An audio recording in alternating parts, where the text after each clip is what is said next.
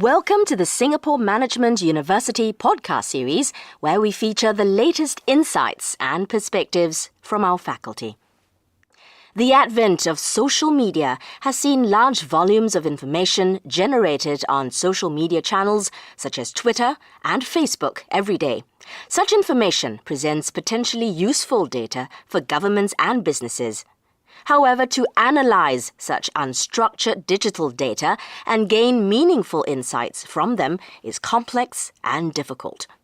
Associate Professor Jiang Jing, a data analyst expert from the SMU School of Information Systems and a lead principal investigator at SMU's Living Analytics Research Center, uses data mining to gain insights from social media platforms. In this podcast, Professor Jiang shares her research into online sensing.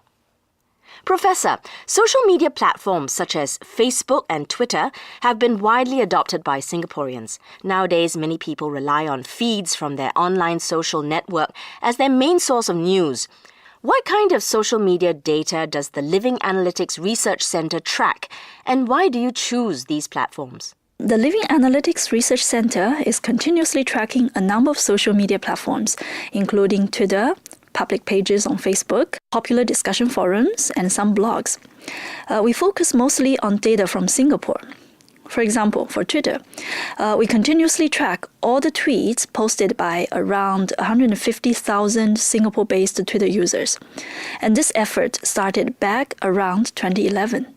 There are a few factors we consider when we decide which social media platforms to track. The first consideration, of course, is whether the data from that platform is publicly available. Twitter, discussion forums, and blogs generally are not a problem because these platforms by nature are open to everyone.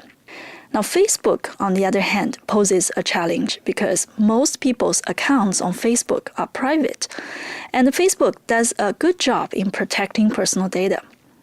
So in this case, we only track public pages on Facebook, such as Facebook pages of many businesses in Singapore. The second factor we consider to help us decide which platform to track is its popularity. A popular platform such as Facebook and Hardware Zone will attract many users to post content on it. And the more users we have, the less likely we're going to get a biased sample of users. And this is important if we want the data to be representative of the general population. Another important factor we consider is the relevance of the platform to our research. For example, we have been collaborating with the Institute of Policy Studies for a number of years now. Because of this collaboration, we track discussion forums and blogs that are more likely to contain discussions and debates on policy-related issues. I understand that the Living Analytics Research Center has been collaborating with local think tank, the Institute of Policy Studies, for a number of years to help them analyze public sentiments on social media. Can you elaborate more on this collaboration? Sure. The Institute of Policy Studies is generally interested in examining policy-related issues in Singapore, and oftentimes the analysis is through surveys of public perception. Now, with social media being widely adopted by Singaporeans, our collaborators at the Institute of Policy Studies also felt a strong need to collect and summarize public sentiments reflected on social media. Our collaboration with them started a few years back, and it was initiated by my colleague, Professor Lim Yiping. In 2015, Professor Lim worked with the Institute of Policy Studies on a project about understanding public sentiments towards the general elections. And last year, we worked with them again on another project about understanding public sentiments towards the National Day rally delivered by PM Lee. You mentioned the study of the 2016 National Day rally speech. Please share with us what were the key findings and the learning points which can be applied to future projects of similar nature. For this study on the 2016 National Day rally, our goal was actually twofold. First, we wanted to find out which topics in the NDR speech had attracted more attention from the public, as well as the public sentiments towards these topics.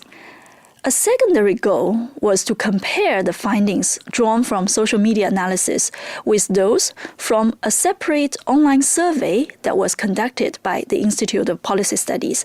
And this survey attracted about 2,000 participants. Now, the reason for this comparison is to check, or rather to verify, whether sentiments gathered from social media are indeed representative of the sentiments from the general population, which the survey could tell us. What we found from the study was this.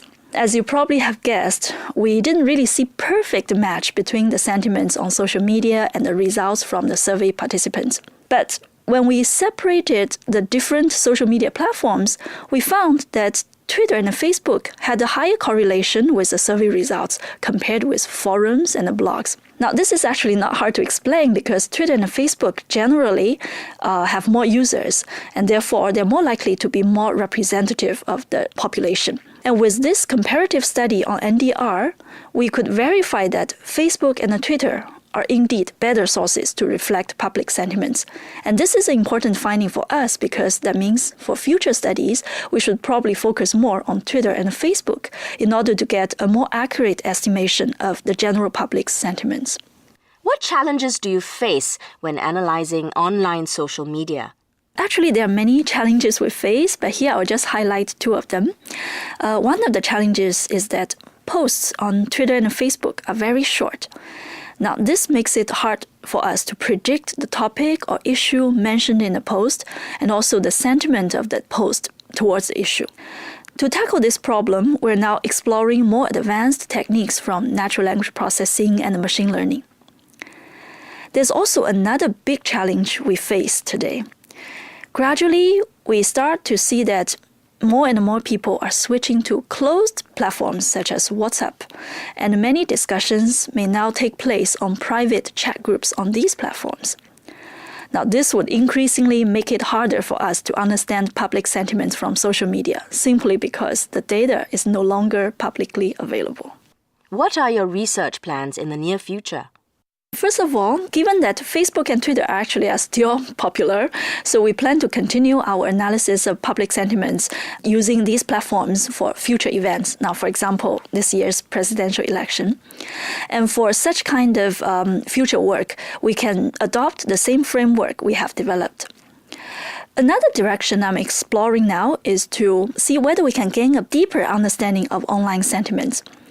Now, for this one, I believe we need to go beyond simply looking at sentiment polarities towards an issue. What it means is that in addition to finding out the percentage of online users feeling positive about an issue, the percentage feeling negative about an issue, and the percentage feeling neutral, we should also try to extract and summarize the reasons or the arguments people have provided behind their claims or their opinions.